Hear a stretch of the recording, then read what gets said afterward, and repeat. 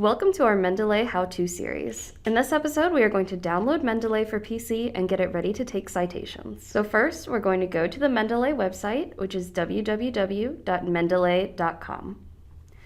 Next, you're going to go up to the top right corner and select Create Account. You don't want to log in through your institution, so you'll select Try Another Way, and you will enter your email, your first and last name, and create a password, and then select Register. Now that you've created an account, log in with your username and password. Then on Mendeley homepage, click your name in the right top-hand corner and select Download Mendeley. You will select Mendeley Reference Manager for desktop and make sure that it says Download for Windows. You're next going to click this. Once the file opens in the bottom left corner of your screen, you'll open that up and select Install when prompted.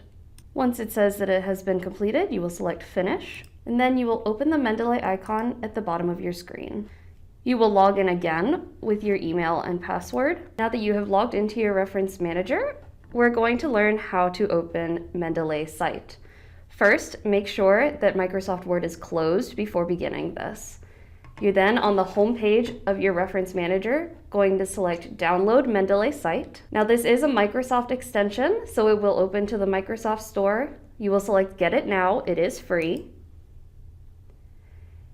And you will sign into the Microsoft Store using your Microsoft account, which can be through the school. Once you have logged into the Microsoft Store, you are again going to select Get It Now. You will give permission, and you will select Continue. Once you reach this screen, you will select Open in Word, and it will open Word automatically with it. Give it permission, and you will come to a Word page that looks like this. On the side column here, you will select Trust this add-in, and you will now have the Mendeley Cite option on your References tab. This concludes our video on how to download and set up Mendeley Reference Manager and Mendeley Cite.